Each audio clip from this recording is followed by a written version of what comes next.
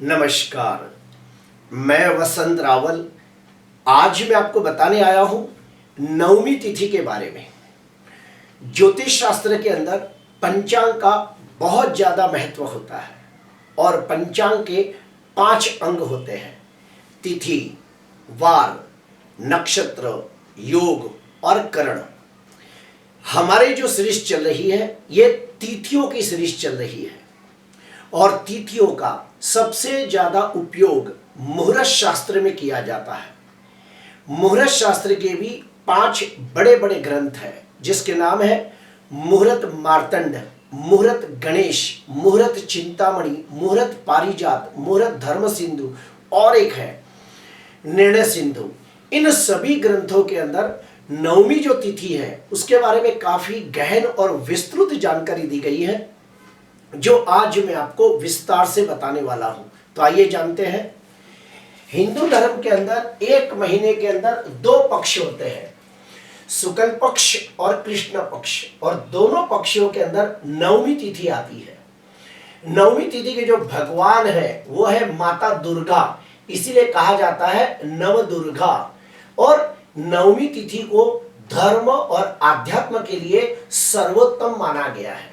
अभी हम और एक स्टेप अंदर जाते हैं। जितनी भी तिथियां हैं उनको 5 अलग अलग श्रेणी में विभाजित किया गया है और वो 5 श्रेणियां कौन सी है? तो नंदा तिथियां, भद्रा तिथि, जया तिथि, रिक्ता तिथि और पूर्णा तिथि।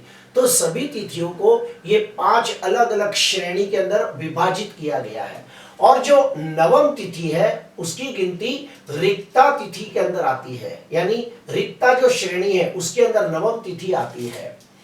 अभी हम और एक स्टेप अंदर जाते हैं। जिस दिन नवम तिथि हो और अगर उस दिन शनिवार आ जाए तो उसे सिद्धा तिथि कहते हैं और इस सिद्धा तिथि के अंदर कोई भी शुभ कार्य करो तो उसमें लाभ होता है। लेकिन ये जो नवम तिथि है ये शुक्ल पक्ष की होनी चाहिए। अभी हम और एक स्टेप अंदर जाते हैं।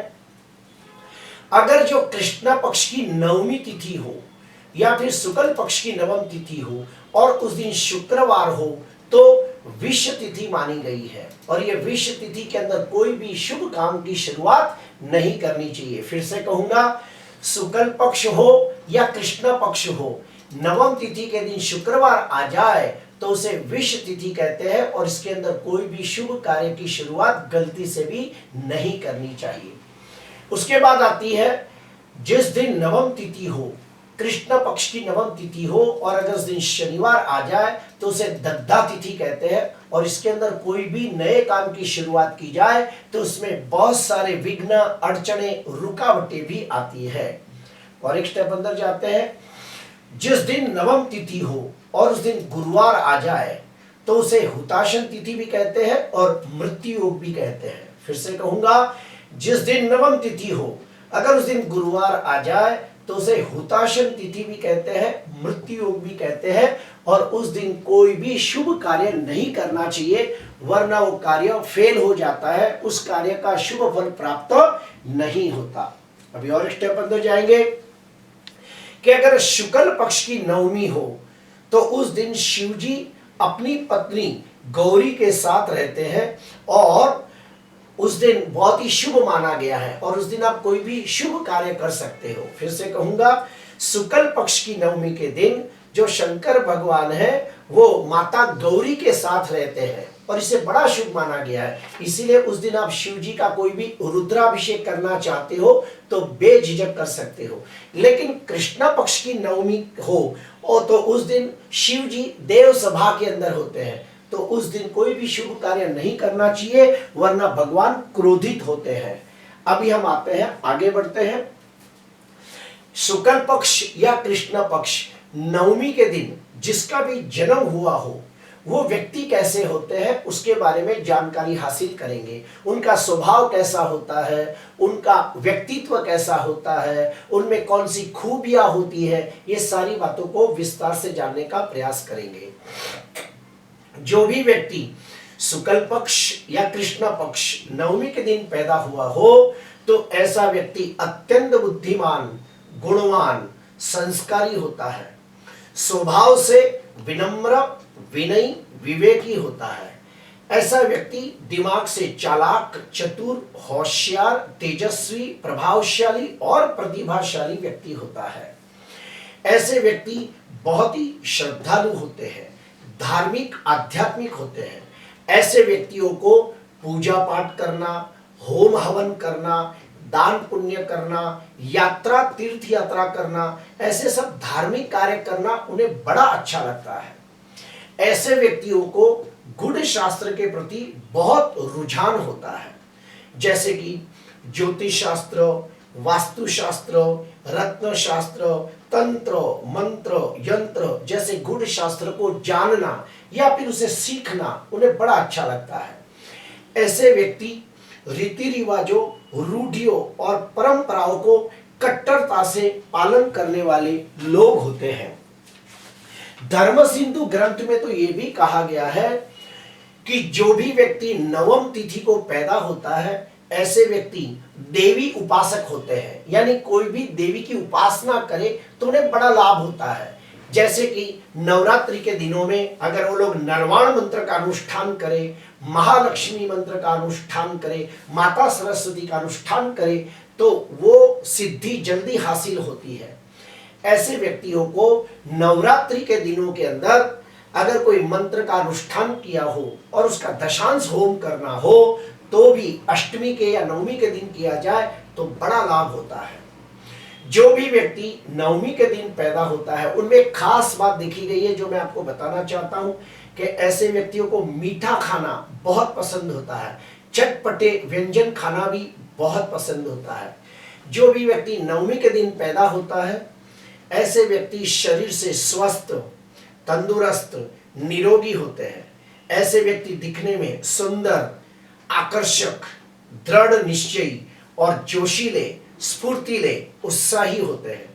ऐसे व्यक्ति शारीरिक श्रम कम करते हैं लेकिन बुद्धि के द्वारा धन अर्जित करते हैं। ऐसे व्यक्ति हमेशा जागरूक होते हैं, सावधान होते हैं, सतर्क होते हैं। ऐसे व्यक्तियों को फंसाना आसान नहीं होता।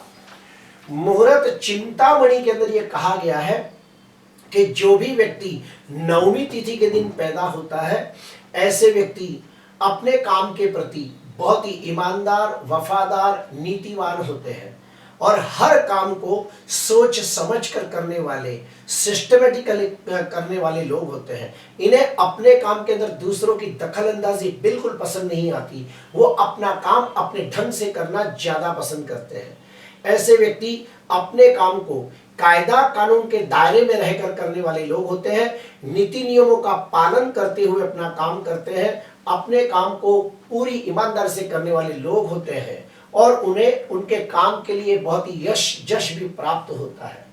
ऐसे व्यक्ति में और एक खास बात देखी गई है कि ये लोग हमेशा नवीनता की खोज करने में लगे रहते हैं। कुछ ना कुछ नया करना उन्हें ज्यादा पसंद होता है। ऐसे व्यक्ति बहुत ही महत्वाकांक्षी होते हैं और नीति नियमों का पालन करके अपने कार्य को परिपूर्ण करने वाले लोग होते हैं। अभी हम लोग जानेंगे कि नवम तिथि के अंदर कोई भी शुभ कार्य करना चाहिए या नहीं करना चाहिए। तो उसमें दो अलग अलग मत हैं। काफी लोगों का ऐसा कहना है कि जो चतुर्थी, नवमी और चतुर्दशी 4, 9 और 14 तिथियों से रिक्ता तिथि, रिक्ता यानी खाली तिथि कहा गया है, उसके अंदर कोई भी शुभ कार्य नहीं करना चाहिए। लेकिन मैंने काफी सारे अलग अलग ग्रंथों में यह सुना है कि नवमी तिथि जो है उसकी माता है दुर्गा, तो उस समय में धार्मिक आध्यात्मिक कार्य करने से बड़ा लाभ होता है। जैसे कि विद्या प्राप्त करना, ज्ञान प्राप्त करना, ये सब बड़ा अच्छा होता है। अगर नवमी तिथि के दिन खेतों में बीजों का रोपण किया जाए तो लाभ होता है। ऑनलाइन एग्जाम दे तो उसे फायदा होता है। नया घर, नया मकान, नई प्रॉपर्टी की खरीदी करनी हो और उसका एग्रीमेंट करना हो तो भी नवमी तिथि को बहुत अच्छा माना गया है। व्यक्ति ने कोई भी मंत्र का अनुष्ठान किया हो और उसका दशांश होम करना हो तो भी नवमी को बहुत अच्छा माना गया है। यात्रा, तीर्थ यात्रा का आरंभ करना हो, शुरुआत करनी हो तो भी नवमी को बहुत अच्छा माना गया है। और कोई भी देवी के मंदिर का प्राण प्रतिष्ठा करना हो जैसे कि सरस्वती, महालक्ष्मी, दुर्गा, चंडिका, कालिका, ऐसी कोई भी देवी का जो प्राण प्रतिष्ठा का विधि है अगर नवमी के दिन किया जाए तो ज़्यादा सक्सेसफुल होता है, ये भी माना गया है। प्रिय दर्शकों, जो नवमी तिथि है उसके भगवान है दुर्गा माता, जगदम्बा, भवानी। तो नवमी तिथि को धार्मिक दृष्टि से, आध्यात्मिक दृष्टि से बड़ा शुभ माना गया है। पूजा पाठ, होम हवन, दान पुण्य, यात्रा, तीर्थ यात्रा जैसे शुभ कार्य के लिए नवम तिथि को बहुत ज़्यादा शुभ माना गया है।